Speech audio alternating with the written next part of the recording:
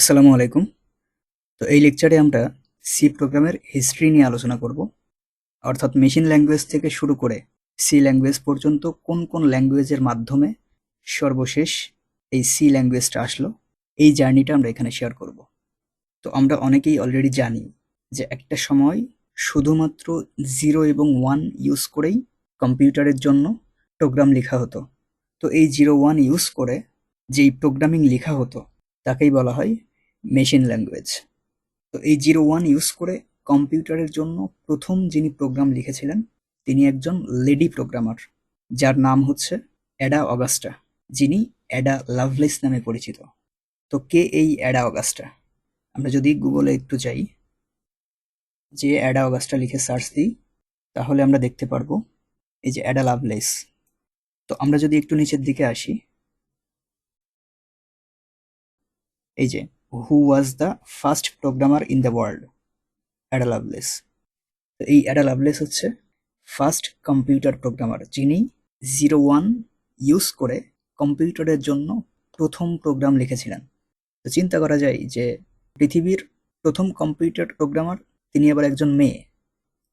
তো আমরা যে আলোচনাতে ছিলাম যে মেশিন ল্যাঙ্গুয়েজ নিয়ে, তো এই মেশিন ল্যাঙ্গুয়েজ বা 0 এবং 1 এর মাধ্যমে প্রোগ্রাম লেখা এতটাই ডিফিকাল্ট ছিল যে কোডে সামান্য ইরর হলেই সেই ইরর ফিক্সড করাও ডিফিকাল্ট হয়ে যেত।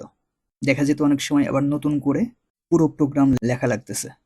তো এরপর আসলো অ্যাসেম্বলি ল্যাঙ্গুয়েজ 1947 সালের দিকে, এবং এতে প্রোগ্রামাররা বেশ কিছু ইনস্ট্রাকশন ব্যবহার করার সুযোগ পেল, যেমন অ্যাড, সাব, মাল, ডিভ, মুভ ইত্যাদি। আর এই অ্যাসেম্বলি ল্যাঙ্গুয়েজগুলোকে 0 এবং 1-এ কনভার্ট করার দায়িত্ব পড়লো হচ্ছে অ্যাসেম্বলারের উপরে, যে অ্যাসেম্বলার হচ্ছে একটা ট্রান্সলেটর, যেটা সম্পর্কে আমরা গত লেকচারেই আলোচনা করেছিলাম। এরপর 1957 সালের দিকে আসলো ফোরট্রান নামের একটি ল্যাঙ্গুয়েজ, এবং 59 সালের দিকে আসলো হচ্ছে কবল নামের একটি ল্যাঙ্গুয়েজ। কিন্তু এই ল্যাঙ্গুয়েজগুলো একটা নির্দিষ্ট পারপাসে ইউজ করা হতো। যেমন ফোরট্রান দিয়ে নর্মালি ম্যাথমেটিক্যাল যে হিসাব নিকাশ বা ক্যালকুলেশন এগুলো করা হতো, এবং কবল ইউজ করা হতো বিভিন্ন বিজনেস পারপাসে। সো এরপর 1960 সালের দিকে আসলো অ্যালগল নামের একটি প্রোগ্রামিং ল্যাঙ্গুয়েজ, যার ফুল মিনিং হচ্ছে অ্যালগরিদমিক ল্যাঙ্গুয়েজ। তো এই অ্যালগলকে বলা হয় father of all programming language. আধুনিক প্রোগ্রামিং এর ধারণাটি আসে মূলত এই অ্যালগল থেকেই।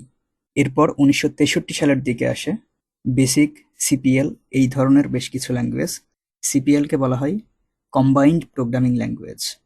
দেন 1967 সালের দিকে আসে বিসিপিএল নামে একটি প্রোগ্রামিং ল্যাঙ্গুয়েজ, যার ফুল মিনিং হচ্ছে বেসিক কম্বাইন্ড প্রোগ্রামিং ল্যাঙ্গুয়েজ।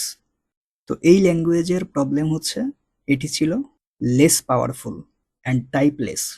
তো আমরা অনেকেই যারা সি প্রোগ্রামিং সম্পর্কে অলরেডি জানি, তারা জানি যে সিতে আমরা ডেটা টাইপ ইউজ করি, অর্থাৎ ইন্টিজার, ফ্লোট, ডাবল, ক্যারেক্টার, এই ধরনের ডেটা টাইপ ইউজ করি। তো বিসিপিএল ছিল টাইপলেস। ওকে। তো এরপরে এই বিসিপিএল এর উপরে বেস করে বিজ্ঞানী কেন থমসন 1970 সালের দিকে বেল ল্যাবরেটরিতে তৈরি করেন বি নামের একটি প্রোগ্রামিং ল্যাঙ্গুয়েজ। দেন এরপরে 1972 সালে ওই বেল ল্যাবরেটরিতেই ডেনিস রিচি পূর্বের এই বি ল্যাঙ্গুয়েজ এবং বিসিপিএল এর উপরে বেস করে এবং এর সাথে নিজে বেশ কিছু টেকনিক ইউজ করে তৈরি করেন সি প্রোগ্রামিং ল্যাঙ্গুয়েজ। তো এই সি প্রোগ্রামিং ল্যাঙ্গুয়েজটা মূলত তৈরি করা হয়েছিল ইউনিক্স অপারেটিং সিস্টেমকে রিরাইট করার জন্য। যেই ইউনিক্স অপারেটিং সিস্টেমকে ডেভেলপ করেছিলেন দুইজন বিজ্ঞানী, তার আর কেউ নন এই ডেনিস রিচি এবং কেন থমসন। একজন সি প্রোগ্রামিং এর জনক আর একজন বি প্রোগ্রামিং এর জনক। তো তাদেরকে আমরা একটু দেখে আসি। ইনি হচ্ছে কেন থমসন, যিনি বি প্রোগ্রামিং ল্যাঙ্গুয়েজের জনক, এবং ইনি হচ্ছে ডেনিস রিচি, যিনি সি প্রোগ্রামিং ল্যাঙ্গুয়েজের জনক। এবং এই দুইজন মিলেই তৈরি করেছিলেন ইউনিক্স অপারেটিং সিস্টেম। আমরা যদি একটু নিচে আসি, এই যে created C programming language with long time colleague Ken Thompson, the Unix operating system and B language. So এই দুইজন সায়েন্টিস্টকে আমরা স্যালুট জানাই, যাদের হাত ধরে মডার্ন প্রোগ্রামিং ল্যাঙ্গুয়েজটা স্টার্ট হয়েছিল। তো এই হচ্ছে সি প্রোগ্রামের ইতিহাস। এরপরে বিভিন্ন সময়ে সি এর আপডেট এসেছে, যেমন 1983 সালের দিকে আনসি সি, এরপর 1999 সালের দিকে C99, 2011 সালের দিকে C11, যেখানে বেশ কিছু ফিচার অ্যাড করা হয়, এবং সি এর লাস্ট আপডেট এসেছে 17 বা 18 সালের দিকে, যেটা C17 বা C18 নামে পরিচিত। যদিও এই লাস্ট আপডেটে নতুন কোনো ফিচার অ্যাড করা হয়নি, টেকনিক্যাল কিছু প্রবলেম এবং বাগ ফিক্স করা হয়েছিল। তো এই লেকচার আমরা এখানেই শেষ করি। নেক্সট লেকচারে আমরা সি প্রোগ্রামিং এর বিভিন্ন ফিচার নিয়ে ডিটেলস আলোচনা করব ইনশাআল্লাহ।